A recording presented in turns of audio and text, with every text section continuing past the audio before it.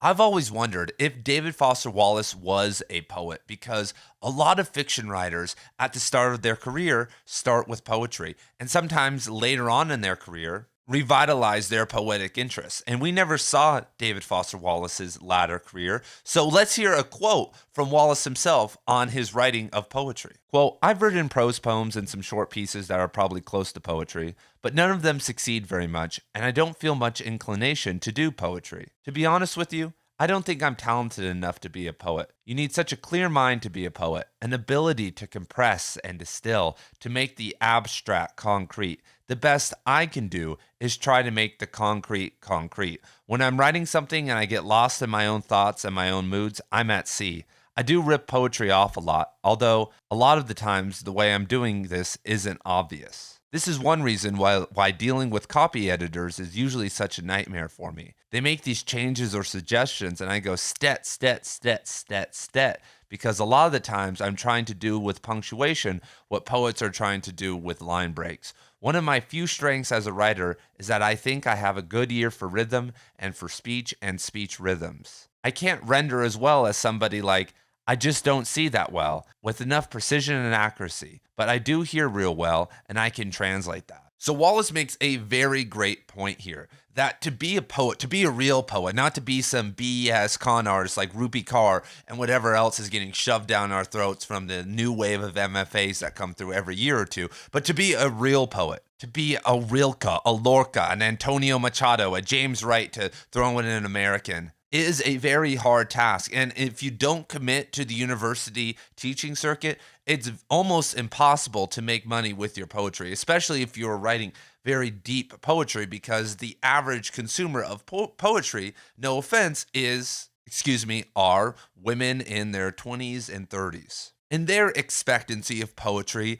is the supreme version of the poetry they think they should be writing, like love poems or poems about their depression, the whole self-confessional line that really blew up with John Berryman. And I think Wallace's kind of latent narcissism drives him toward fiction because obviously he has these immense talents.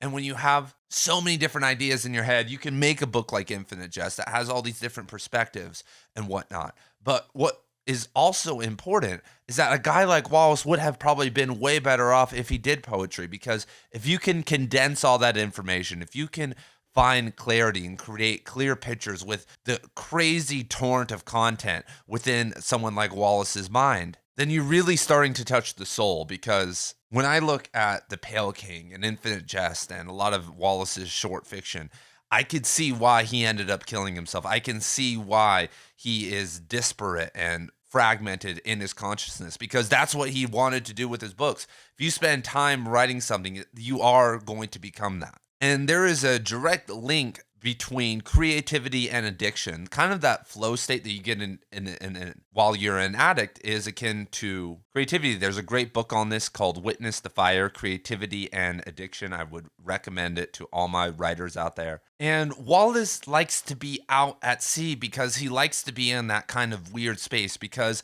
addicts are experts at ritualization, at going through these rituals to put themselves in a trance so that they can justify their addiction. And so when Wallace is lost at sea, that is him kind of moving back into what he's comfortable with. And so he's playing off his strengths very much, because when you're at sea, when you're flowing like this, and when he's sitting there as a TV addict, which he was, you can start to hear the rhythms. When you just hear people talking on TV for 8 hours a day for a whole decade like he was doing, then in your unconscious you can start to feel like the rhythms of conversation. But the problem is that it was a parasocial relationship with the TV. Though Wallace was staring at a screen, but he wasn't getting any development. He wasn't becoming a conversationalist like a Cicero or whatever. Because when you hear him in conversation, he's a very awkward individual. It doesn't seem like he's, engaged in too much conversation. And that's because, like I said, a lot of the time it seems like he's either talking at people or getting talked at through media. And that eventually creates, in my opinion, a lot of problems. And that's almost a foreshadowing event of what social media has done to us. So Wallace in poetry, I wish we could have seen more. I wish we could have some. What are your guys' thoughts? And I will see you guys in the next video on David Foster Wallace, because there are going to be hundreds more on this channel within the next year. Peace.